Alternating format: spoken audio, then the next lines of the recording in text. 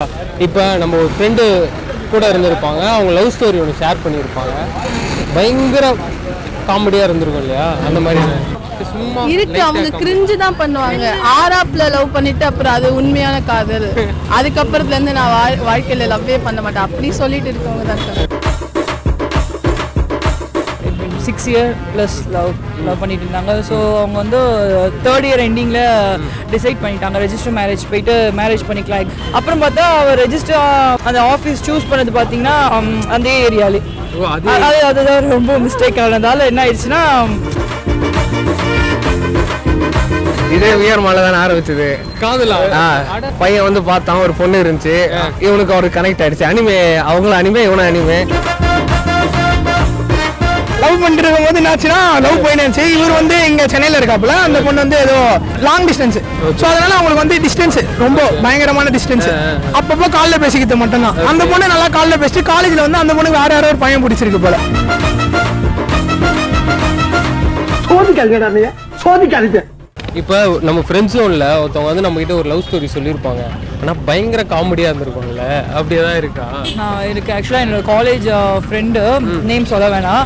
So அவள் வந்து love பண்ணிட்டு இருந்தா, ஸ்கூல் டேஸ்லேருந்து லவ் பண்ணிட்டு இருந்தா.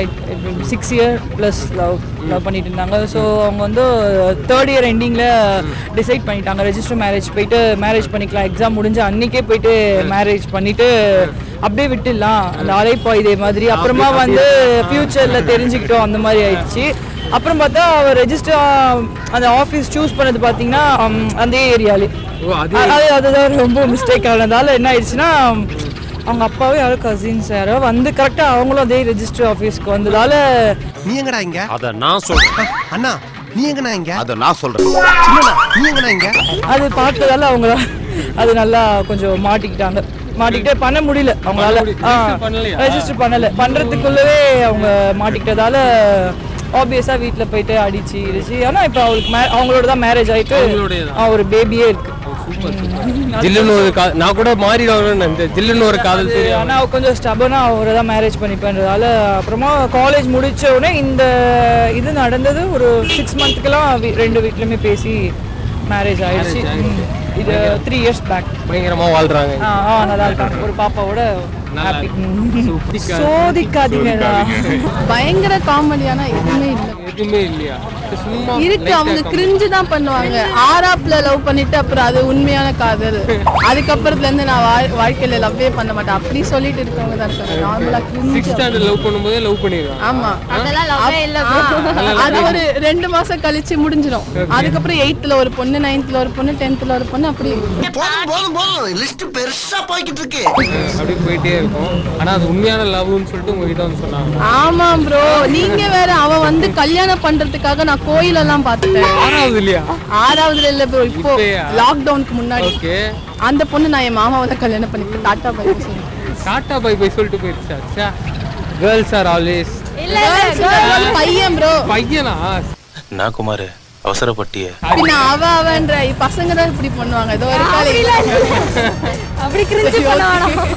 நீங்க சொல்லுங்க உங்களுக்கு என்னது? எனக்கா அது ஒரு பொண்ணு இருக்கு ப்ரோ.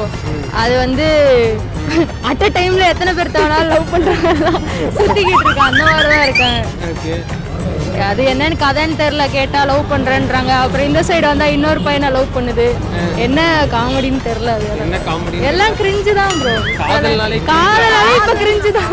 இதோ இப்ப லவ் டுடே பார்த்துட்டு வந்தோம், அதுலயும் கிரிஞ்சு தான். அதுவும் கிரிஞ்சு தான். படம் படம் சூப்பரா இருக்கு. சொன்னதெல்லாம் உண்மை. லவ்லாம் கிரிஞ்சு தான். அவங்க அதுதான் சொல்லியிருக்காங்க படத்துல. கிரிஞ்சு தானா? இப்ப வந்து கிரிஞ்சா போயிட்டு இருக்கு. மேபி முன்னாடி வந்து நல்லா இருந்திருக்கலாம். இப்ப வந்து கிரிஞ்சு. இப்போ மோஸ்ட் சில பேர் வேணா நல்லா இருக்கலாம், பட் மோஸ்டா கிரிஞ்சு தான் பண்றாங்க. உங்க பெஸ்ட் ஃப்ரெண்ட் இவ்வளோ பேசுறாங்க, உங்களுக்கு ஏதாவது லவ் ஸ்டோரி இருந்தா ஏன் ப்ரோ ஏன் கூட சுத்திட்டு இருக்க போறா? இவங்களுக்கும் இல்ல எனக்கும் இல்ல. வேணா கிரஷ் இருக்கா?